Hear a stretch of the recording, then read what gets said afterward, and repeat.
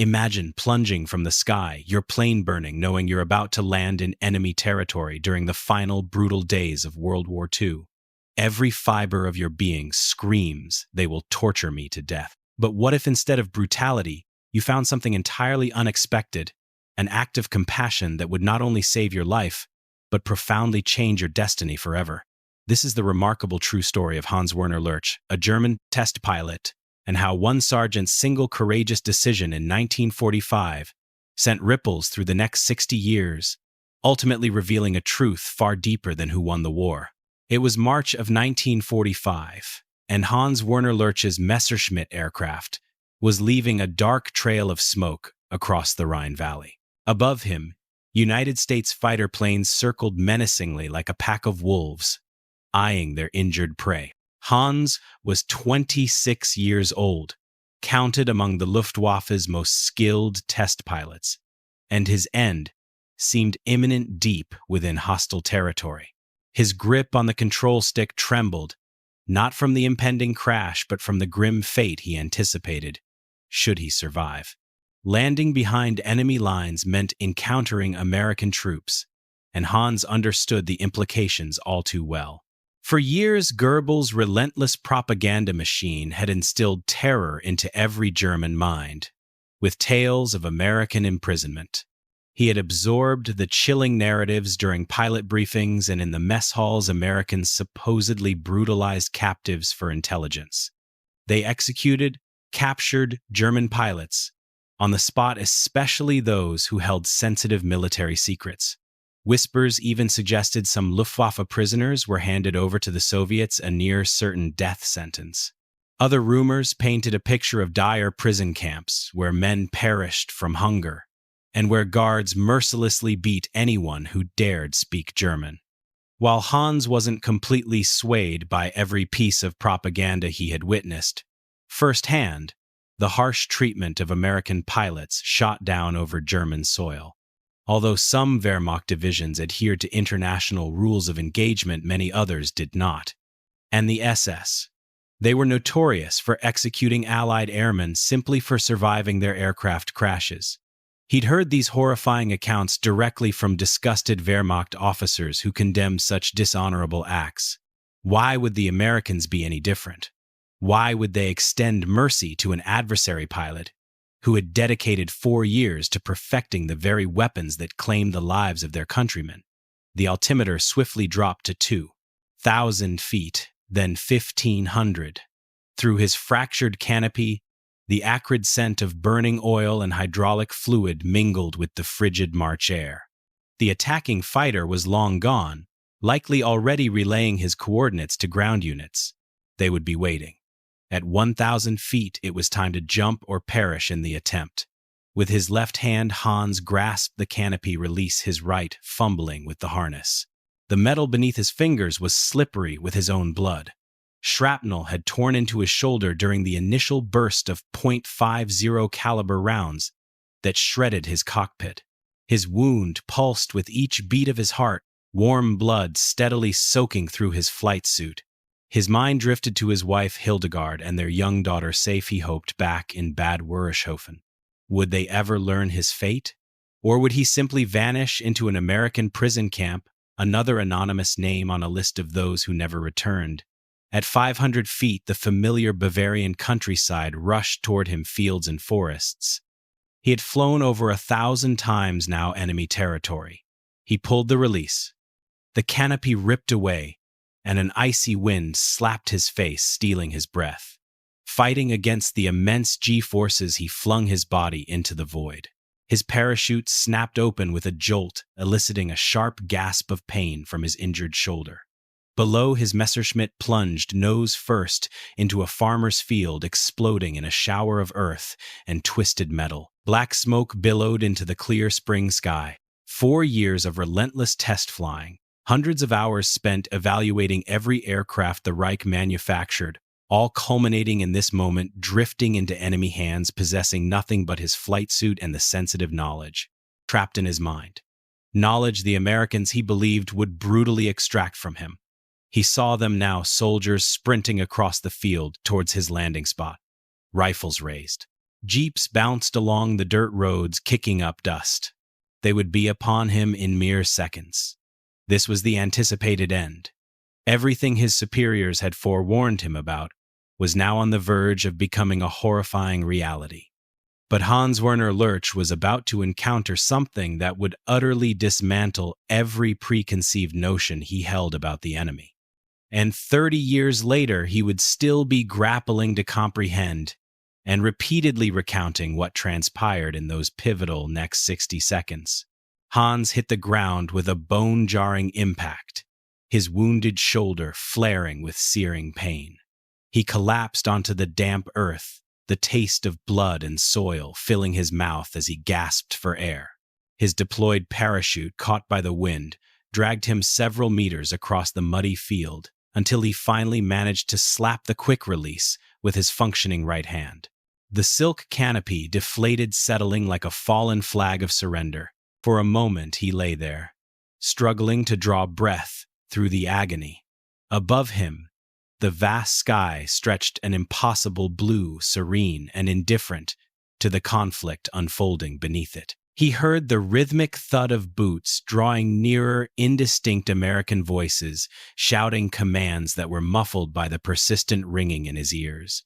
This was it, the moment every German pilot dreaded. Summoning the last of his strength, Hans forced himself to his knees, then shakily to his feet. His left arm hung uselessly at his side, blood still dripping from his fingertips onto the spring grass. He slowly raised his right hand, palm open, the universal gesture of surrender. He had rehearsed countless times in his mind, though he never believed he would actually have to use it. 6 American soldiers emerged from the tree-lined United States Army infantry, their rifles aimed squarely at his chest. They appeared younger than he had expected, mostly farm boys, their faces streaked with dirt and fatigue. The lead soldier, whose uniform bore the insignia of a sergeant, was yelling something, likely orders not to move. Hans's legs trembled beneath him, but he kept his hand aloft, attempting to convey through his eyes that he posed no threat, that he was injured, and that his sole desire was to survive the next 60 seconds. His mouth was too parched to speak. Even if he could have found the words, his English was rudimentary. He knew aviation terminology, but little else. The sergeant approached cautiously, his rifle leveled at Hans's head. Hans saw the man's finger resting on the trigger, a chilling calculation in his gaze. Another soldier circled behind him. Hans felt rough hands patting him down, searching for weapons. They found nothing but his blood-soaked flight suit and the iron cross pinned to his chest, which one soldier unceremoniously ripped off and pocketed. Luftwaffe. The sergeant stated, his eyes fixed on Hans's wing insignia. Then, raising his voice for his men, he declared, "We've got ourselves a Kraut pilot." Hans understood that much. He tried to speak, to utter anything, but only managed a choked "Ich bin." I am. The words died in his throat, and the world seemed to tilt at strange angles. The sergeant observed him for a long moment, taking in his pallid, blood-streaked face, the way Hans swayed precariously on his feet, like a tree about to topple. Hans saw a subtle shift in the American's expression, not pity, but a flicker of recognition. It was one soldier seeing another soldier in distress. Then the sergeant did something Hans never anticipated. He lowered his rifle. "Get the medic," the sergeant commanded over his shoulder, his voice sharp with urgency. "This one's hurt bad." A young soldier, barely 20, with vibrant red hair and a scattering of freckles that made him look even younger, rushed forward with a canvas bag adorned with a red cross.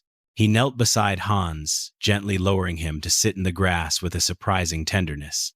Hans tried to protest, to insist he could stand, but his legs gave way, and the world began to spin. "Easy there, buddy," the medic murmured, his voice unexpectedly gentle for someone who Hans believed should despise him. He was already using scissors to cut away Hans's flight jacket, revealing the ugly shrapnel wound in his shoulder. "Damn, you got chewed up pretty good." Hans flinched as the medic carefully probed the wound, but the American's touch remained gentle, almost tender, nothing like the brutality he had been taught to expect. Where was the savagery? The interrogation. the rifle butt to his face. The retribution for all the American pilots shot down over Germany morphine. The medic asked the sergeant. "Give it to him, the sergeant," replied, his tone pragmatic. "He's no good for intel if he bleeds out." Hans felt the sharp sting of a needle in his thigh, and within moments, the pain began to recede, dissolving into a warm, distant haze. The medic continued to bandage his shoulder, speaking to him in that soft voice, though Hans understood little of the English words. But the tone, it was like speaking to an injured comrade, not an enemy. "You're going to be okay, Fritz. We'll get you patched up." The sergeant lit an American Lucky Strike cigarette and, to Hans's utter astonishment, offered it to him. With a trembling hand, Hans accepted it, drawing the smoke deep into his lungs. It was real tobacco, unlike the ersatz garbage they had been smoking in Germany for 2 years. The sergeant even cupped his hand against the spring breeze to shield the lighter, just as a fellow soldier would, sharing a moment of respite. "What's your name?" Kraut the sergeant inquired, slowly speaking as if to a child. Lurch. Hans managed his voice a bare whisper. "Hans Werner Lurch." "Well, Lurch," the sergeant chuckled, "you picked a hell of a day to fall out of the sky. The war's almost over anyway. You're lucky you ran into us instead of some of the boys who lost friends to your Luftwaffe. They might not have been so friendly." Hans grasped maybe half of what was said, but he understood the core message. He was incredibly, impossibly lucky. He had braced himself for beatings or a bullet, yet here he was being tended to by an American medic, while a sergeant shared cigarettes like they were comrades, not foes. It defied all logic. Nothing about this made any sense at all. "Medic says we need to get him to the aid station," one of the soldiers shouted. "Load him into the jeep." The sergeant responded, already shifting his focus to new priorities, treating Hans's capture as a routine operational matter rather than an opportunity for retribution. As they transported him across the field on a stretcher, Hans looked back at the charred remains of his Messerschmitt. 4 years of brutal conflict seemed compressed into that twisted metal and rising smoke. He had survived dozens of rigorous test flights in experimental aircraft, skillfully evaded British Spitfires and American Thunderbolts, and pushed prototype jets to their absolute limits. Now it was truly over. He was alive, wounded, but undeniably alive, in the hands of individuals who, according to everything he knew, should have been monsters. The jeep journey to the aid station was a hazy blur of morphine and confusion. Hans drifted in and out of consciousness, catching snippets of English conversation he couldn't fully decipher. He glimpsed flashes of the ravaged German countryside, bombed-out structures, burnt-out tanks, the grim remnants of a lost war. At some point, someone offered him water, holding the canteen to his lips with surprising tenderness. It was another impossible act of kindness. When he coughed and some water dribbled down his chin, the soldier simply wiped his chin and carefully tilted the canteen again. "Easy does it, Captain. Small sips." This was nothing like Goebbels' propaganda. This wasn't the American brutality he'd been warned about since 1941. This was entirely different. And Hans was about to discover that this was just the beginning. Hans awoke in a comfortable bed, not a rough cot on a cold concrete floor, nor a heap of straw in some dusty barn. The sheets were pristine white and smelled of fresh soap. His shoulder, professionally bandaged, now throbbed with a dull, manageable ache. Sunlight streamed through a real glass window, and from somewhere nearby the smooth melodies of American swing music played on a phonograph. Glenn Miller, he vaguely recalled. He blinked slowly, reorienting himself. This was clearly a field hospital, but vastly different from the grim scenarios he had imagined throughout the long years of war.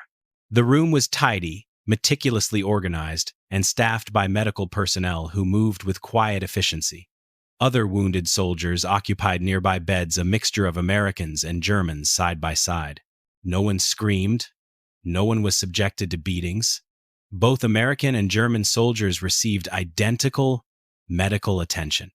A nurse, a woman in an American Army uniform adorned with captain's bars on her collar, noticed he was awake. She approached with a clipboard and a professional yet genuinely warm smile. Guten Morgen, Captain Lurch, she greeted him in heavily accented but perfectly functional German. I am Captain Morrison.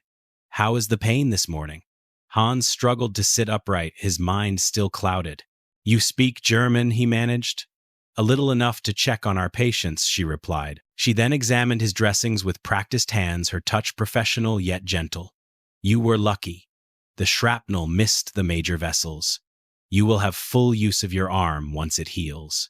Six, my be, ochte. I do not understand, Hans stammered the words spilling forth. Why are you treating me? I am your enemy. Captain Morrison looked at him with a puzzled expression, as if the question itself was odd. Because you are wounded. That is what we do, she stated. Matter-of-factly, as if it were the most obvious truth in the world, as if no other response to an injured human being was conceivable.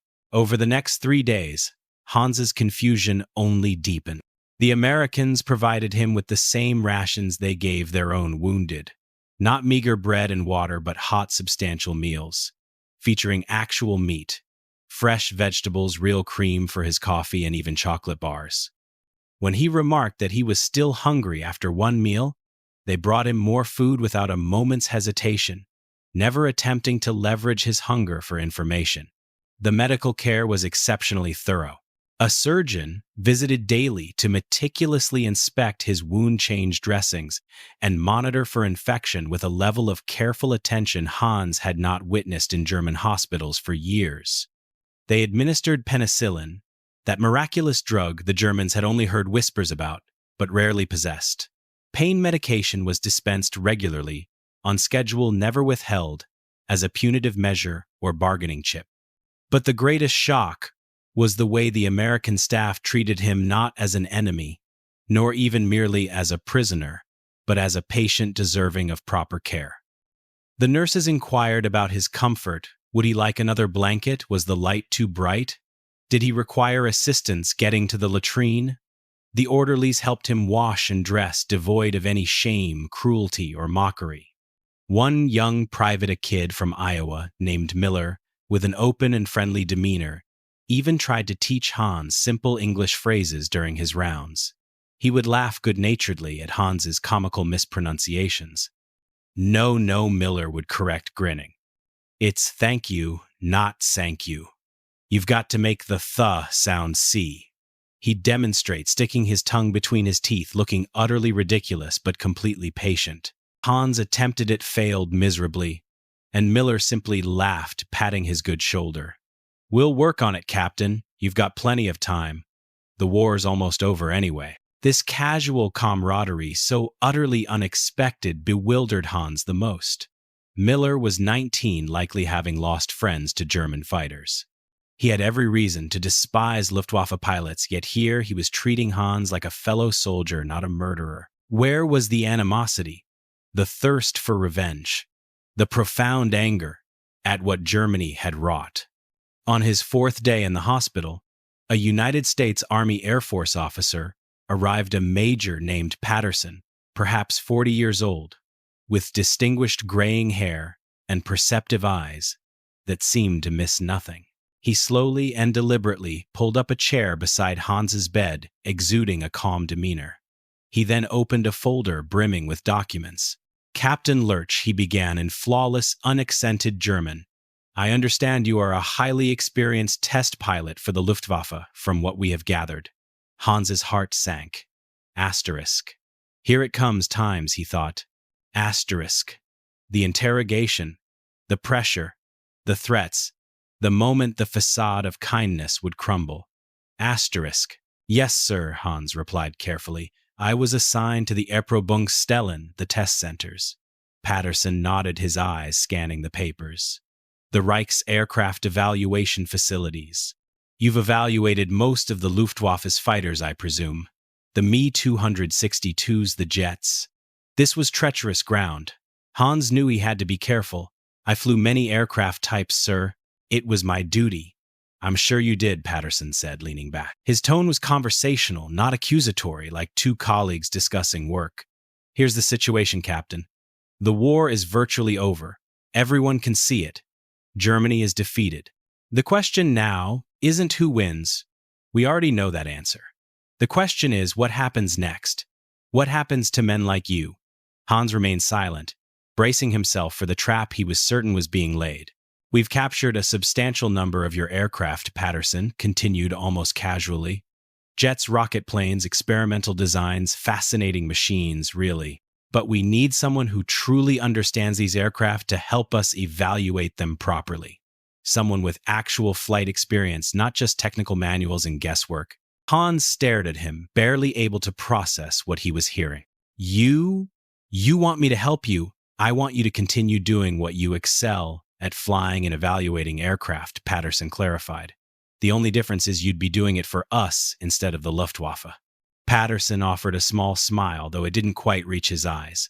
The alternative is remaining in a prisoner of war camp until the war officially concludes, and then being repatriated to whatever remains of Germany. The choice is yours. It wasn't truly a choice, and Patterson knew it. But what stunned Hans most profoundly was the offer itself. The Americans weren't torturing him. They were offering him a job. They were acknowledging his expertise. Why would you trust me? Hans asked, genuinely confused. Who said anything about trust? Patterson's smile widened. You'll be monitored. There will be armed guards and restricted areas. But we require your skills. And frankly, Captain, you have no other viable options. Hans thought of Hildegard and his daughter, of the devastated ruins of Germany. Then he thought of his greatest passion, flying. The Americans were offering him an opportunity to continue what he was born to do. I will help you, he said quietly. Patterson stood and extended his hand.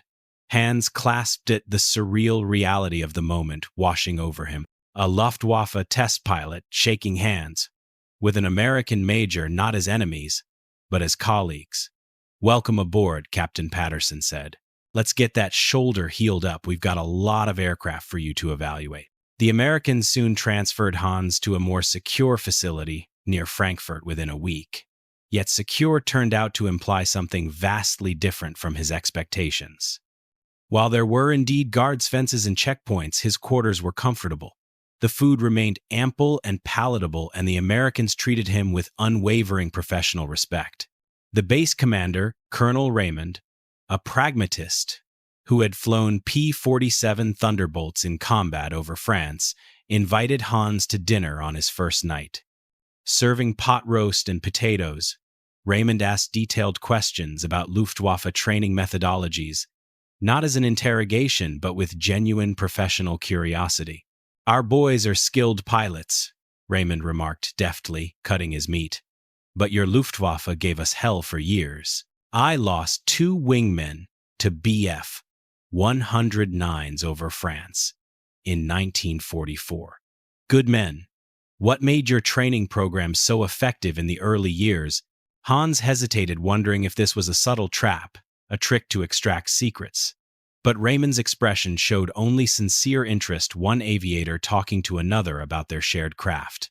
We had time, Hans explained carefully, still testing the waters. Early in the war, before everything disintegrated, we could properly train our pilots. Hundreds of hours of flight time by the end. He shrugged his good shoulder. By the war's conclusion, we were sending young men up with only 50 hours of flight time. They perished in days, sometimes even hours. Raymond nodded grimly, his expression darkening. Same story everywhere. War grinds men up faster than you can train them. It doesn't matter which side you're on. He poured Hans a glass of wine, actual wine, not the inferior rotgut available in wartime Germany for years. Here's to the poor bastards who didn't make it. Ours and yours. They drank to the fallen. Hans felt a prickling of tears, an unexpected wave of emotion rising from deep within. This American colonel, who had lost friends to German bullets, had every reason to despise him. Yet here he sat sharing wine with a Luftwaffe pilot, acknowledging their common humanity and loss. Over the subsequent weeks, Hans met the team. He would collaborate with American test pilots, engineers, and intelligence officers. Initially, they regarded him with caution, a sentiment he both understood and respected. Yet as they immersed themselves in examining captured German aircraft, delving into design philosophies, and dissecting performance characteristics, something entirely unforeseen began to unfold. They transitioned from adversaries to colleagues. Among them was Captain Jake Larson, a P-51 Mustang pilot credited with shooting down 4 German fighters over the Rhine. He and Hans spent hours meticulously comparing notes on the Bf-109 versus the Mustang, engaging in spirited debates about the merits of various armaments and engine configurations. Their discussions, initially stiff and professionally distant, soon grew animated, even passionate, as 2 seasoned professionals dissected the intricate tools of their trade. They understood intimately what it meant to entrust one's life to a machine at 20,000 feet. "Your 109 handles better than my Mustang at low altitude," Larson admitted one afternoon, as they studied a captured Gustav model in the hangar. "But above 20,000 feet, we dominated. You couldn't even touch us up there." The supercharger Hans acknowledged, tracing a line along the 109's wing. "We never quite perfected that issue, and your range, my goodness, you could fly to Berlin and back. Our planes would run out of fuel after merely an hour of combat." Larson grinned. "That's what happens when you're equipped with Packard Merlin engines and drop tanks." He then added, "Though I'll confess the first time I saw an Me-262 jet scream past me, I nearly lost control. You devils and your jets almost altered the entire course of the war." The casual profanity, the easy camaraderie, it felt utterly incongruous. They were supposed to be enemies bound by hatred. Instead, they shared pilot stories, like old academy classmates finding common ground in the perilous shared experience of combat flying. The true revelation, however, occurred when Hans took to the sky in a captured P-51 Mustang for the first time. The Americans had prepared one painted in Luftwaffe colors, specifically for his evaluation, asking Hans to put it through its paces. Standing beside the aircraft, this magnificent American fighter that had terrorized German airspace for 2 brutal years, Hans experienced a complex blend of emotions churning within him: respect for the machine's elegant design, a pang of bitterness for what it had inflicted upon his comrades, and beneath it, all the pure, childlike yearning of a pilot to fly something novel. "She's all yours," Captain Major Patterson announced, gesturing toward the cockpit as if presenting a cherished gift. "Take her up and tell us what you truly think. No pretense, just your honest professional assessment." Hans climbed into the cockpit, the seat fitting him perfectly, a subtle reminder that Americans and Germans weren't so physically different after all. The instruments were logically arranged, easier to interpret than the often cramped German equivalents. He performed the pre-flight checklist with an American engineer, patiently translating when necessary as Hans asked questions. Then he ignited the Packard Merlin engine. The sound was incredible, a deep, powerful roar that vibrated through the airframe, a thrilling thrumming in his chest. German engines had their own distinct music, their own character, but this was something else entirely. This was the formidable might of American industry distilled into 12 cylinders of raw power. Hans taxied to the runway, received clearance from the tower, and pushed the throttle forward. The Mustang surged, leaping ahead like a thoroughbred bursting from its gate. The acceleration was brutal, violently pinning him back into his seat harder than any German fighter ever had. He was airborne in seconds, climbing at a rate that elicited a genuine laugh from him, despite himself, despite everything. Good God, he thought this machine could climb. For the next 40 minutes, Hans forgot the war, forgot his wounded shoulder, forgot he was a prisoner. He simply flew.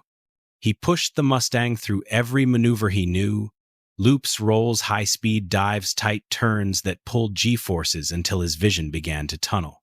He meticulously tested its stall characteristics, its control response, and marveled at the incredible visibility offered by the bubble canopy. Magnificent, he concluded. So much superior to the claustrophobic 109 cockpit.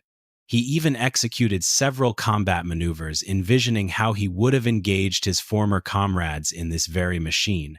It was simultaneously exhilarating and sobering. This, he realized, was the formidable adversary they had been up against. This, he understood, was why Germany had lost the air war. When he landed, Patterson and Larsen were waiting on the tarmac, eager for his assessment. "Well," Patterson asked, "what are your thoughts?" Hans climbed out of the cockpit, his face flushed with the pure joy of flight, his heart still pounding. "It is a beautiful machine," he stated. "Honestly superior to the Bf-109 in almost every measurable aspect. The visibility, the range, the engine power at high altitude. It is truly remarkable. Truly remarkable engineering." "What about weaknesses?" Larsen pressed. His curiosity piqued. "Every aircraft has them. The roll rate at very high speed could be improved," Hans mused thoughtfully. "And the ammunition load is lighter than I'd prefer for ground attack missions. But as a pure fighter, as an air superiority platform," he shook his head admiringly. "In the hands of a capable pilot, it is devastating. We understood this, of course. We felt it every day in the sky. But actually flying one—" He paused, searching for the right words in his limited English. "Now I comprehend why we lost." It was a moment of stark, brutal honesty. These Americans had offered him the chance to fly their finest fighter, and he had responded with unvarnished truth, devoid of any misplaced pride. In that instant, something fundamental within him shifted. He was no longer just a prisoner aiding his captors. He was a test pilot performing his inherent role unswayed by national allegiance. Over dinner that night, in the officers' mess, the interpersonal barriers further dissolved. Larsen proudly displayed a photo of his girlfriend back in Michigan. "Sarah," he murmured softly, "we're getting married when I get home. If I make it back on schedule, she's already threatening to proceed without me." The other pilots chuckled. Another pilot, Lieutenant Morrison, pulled out pictures of his 2 children. "Jenny's 7 now. Tommy's 5. I haven't seen them in 18 months. They probably won't even recognize me." Hans reached into his flight suit pocket. They had returned his personal effects after initial processing and retrieved his own creased photograph. Hildegard holding their 3-year-old daughter, both smiling brightly at the camera, on a sunny day that felt like a distant previous life. "My family," he said simply, his voice thick with emotion. The Americans passed the photo around the table, regarding it with the same tenderness they would their own. There were no sneers, no mockery, no jokes about the enemy. Just men recognizing that the enemy pilot also had loved ones waiting for him. "Beautiful wife," Morrison said quietly. "Your daughter looks just like her." "She is 3, Hans replied, struggling with the English words. She will not remember me if I am gone too long." "You'll get back to them," Larsen asserted firmly. "The war's nearly done. They're already processing prisoners for repatriation. You'll be home before you know it, telling her tales about the crazy Americans you encountered." Hans desperately wanted to believe every word. But beyond the mere promise of returning home, what profoundly struck him was the sheer compassion in these men's voices. They weren't guards and prisoner, nor victor and vanquished. They were fathers and husbands, pilots and professionals, sharing an understanding of each other's fears and hopes, bridging the chasm of nationality. That night, lying in his bunk, Hans tried to fully absorb everything that had transpired. Each new day brought further evidence that the propaganda had been a fabric of lies. The Americans were not brutal monsters. They were disciplined professionals who performed their duties seriously, yet never once abandoned their humanity. They adhered to their rules even when it would have been far easier to disregard them.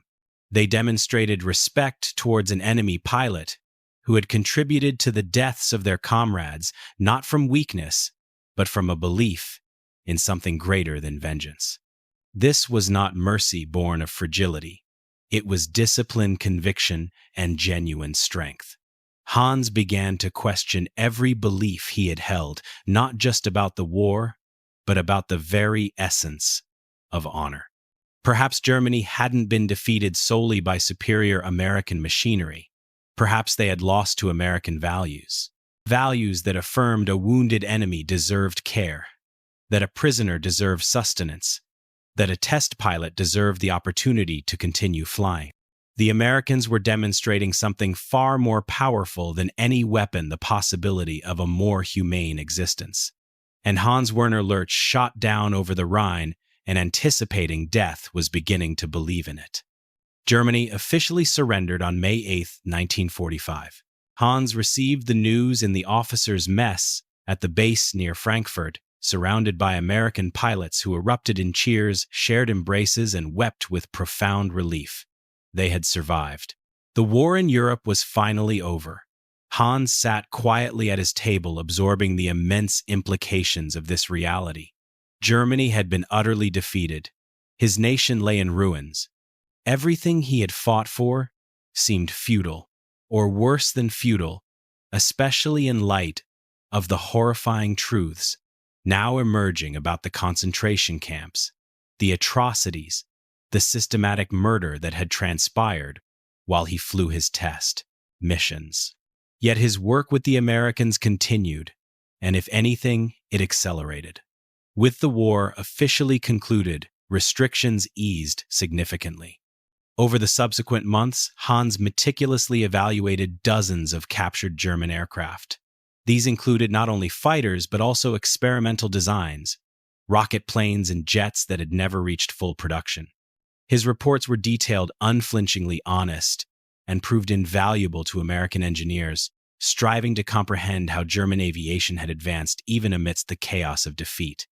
Beyond mere technical data, Hans provided crucial context.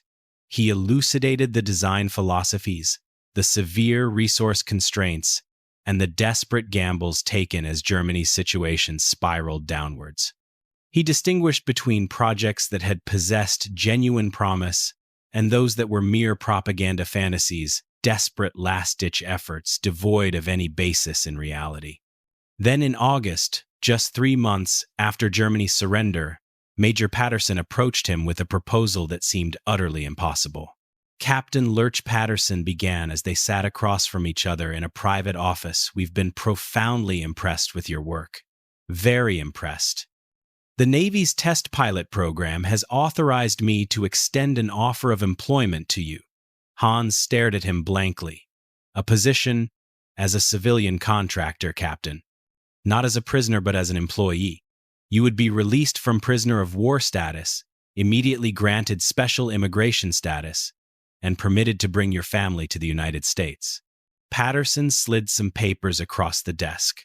"This isn't charity. We critically need your expertise as we develop our own jet program. You would collaborate directly with our test pilots, evaluating both German and American aircraft, contributing to research that will fundamentally shape aviation for the next decade." Hans gazed at the documents, struggling to process the enormity of what was being offered. You want me to come to America, to stay. We want you to continue doing what you excel at, flying and evaluating aircraft, Patterson affirmed. The only difference is you'd be doing it in America, with American citizenship as a possibility down the line, and your family would be safe and provided for. Patterson leaned back. "I won't mislead you. There will be Germans who perceive this as an act of betrayal. But Germany is destined to remain occupied and divided for many years. Your entire aviation industry is being dismantled. There will be no test flying positions for German pilots for a very long time. This is your chance to keep flying, to support your family, and to build a new future." Hans pondered the offer for 3 days. He carefully composed a letter to Hildegard, explaining the proposition as thoroughly as he could, within the confines of military censorship. Her response arrived 2 weeks later. The letter was practical, devoid of sentimentality, and brutally honest. "We have nothing left here, Hans," she wrote. "Our house is destroyed. I am living with my parents in a single room. There is barely any food. Your daughter asks about you constantly, but soon she will not remember your face.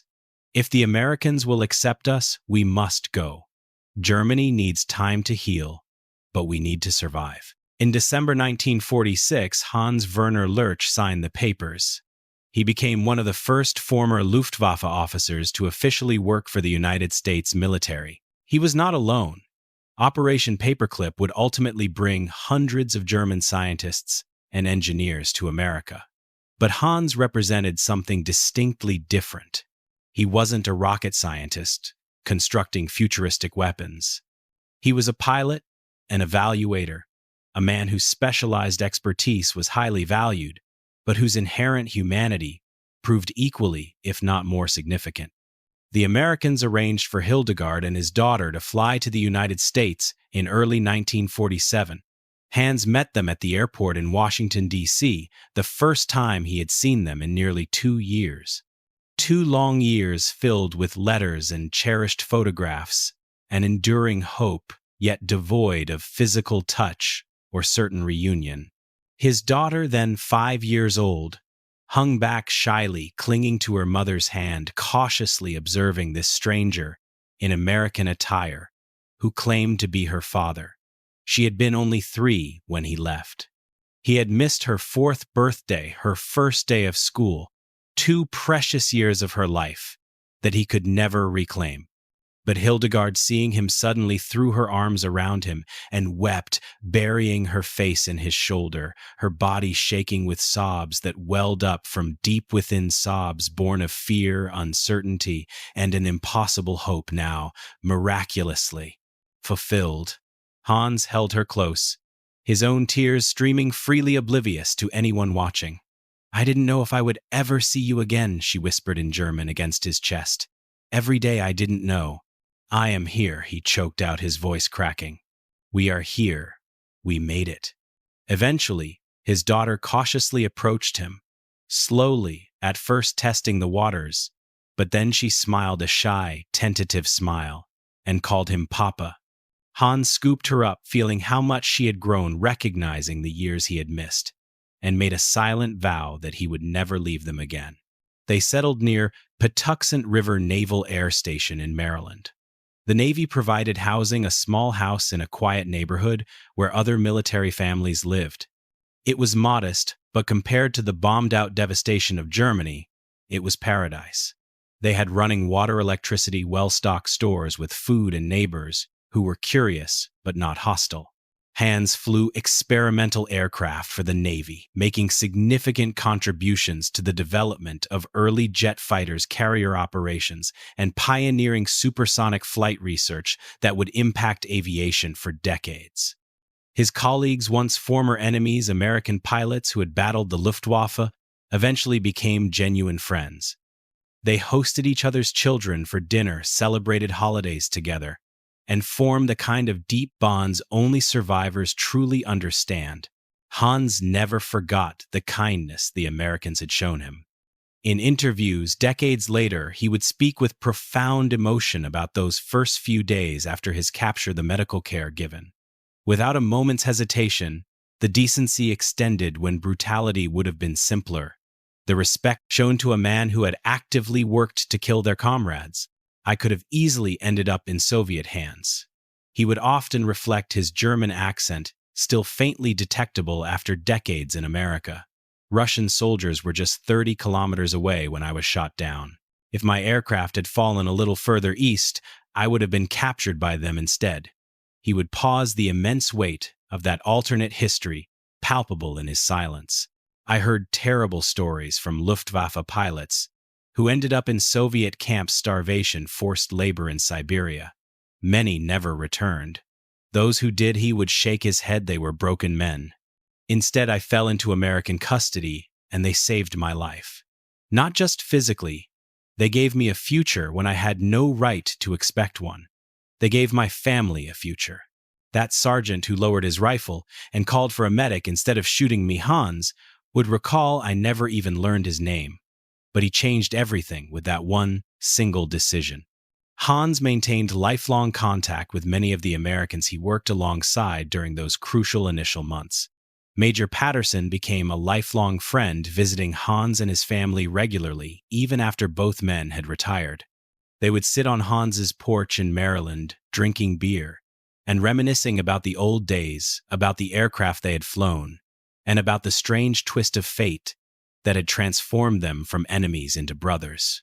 Captain Jake Larson, the Mustang pilot, who had once been wary of working with a former Luftwaffe ace, eventually stood as godfather to Hans's second child, a son born in America in 1949. At the christening, Larson delivered a short speech that Hans would never forget.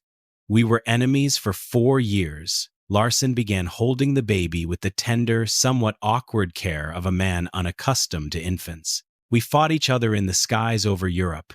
We tried to kill each other. That's simply the truth of it. But we've been friends for 4 years now, and I earnestly hope we'll remain friends for 40 more years. I believe that speaks volumes about the importance of upholding principles, even in warfare," Hans reflected after that. "Especially in warfare." The room fell silent after Larson's words, Americans and Germans alike processing the profound weight of his statement. Then Hans's daughter, now 7 years old and thoroughly Americanized, broke the silence by loudly asking when they could have cake, and everyone dissolved into laughter. The moment passed, but Hans never forgot it. He often pondered Larson's words, doing things the right way, even in war, especially in war. Hans Werner Lurch passed away on February 13, 2003, at the age of 84, surrounded by his family in his Maryland home. His obituary appeared in aviation magazines worldwide, acknowledging his significant contributions to test aviation and his singular role as a bridge between former enemies. At his funeral, several elderly American pilots attended, men who had once flown against the Luftwaffe, then worked alongside Hans, and subsequently became his lifelong friends. They stood with Hans's American children and grandchildren, 3 generations, whose very existence was a testament to one American sergeant who had lowered his rifle and chosen compassion over revenge. One of them, Jake Larson, then in his 80s, spoke at the service. "Hans used to say he got shot down over the Rhine and landed in America." Larson recounted, his voice still strong despite his age. "He meant it literally. That day, in March 1945, when his Messerschmitt went down, and he parachuted into that field.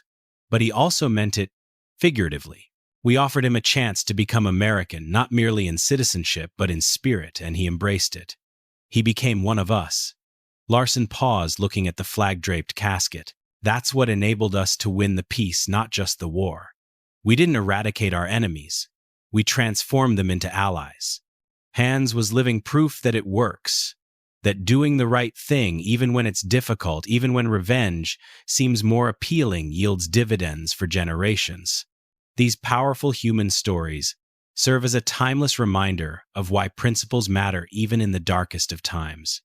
They show us that choosing compassion, respect, and dignity, even for those we call enemies, can forge a path to peace and create bonds that transcend conflict.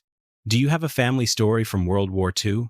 A tale of prisoners of war, of enemies who became friends, or of small acts of kindness that reshaped everything? Share your unique stories and reflections in the comments below. If this story resonated with you, please give this video a thumbs up and subscribe for more untold historical narratives. We'll be sharing another compelling story from World War II next week, so don't miss it.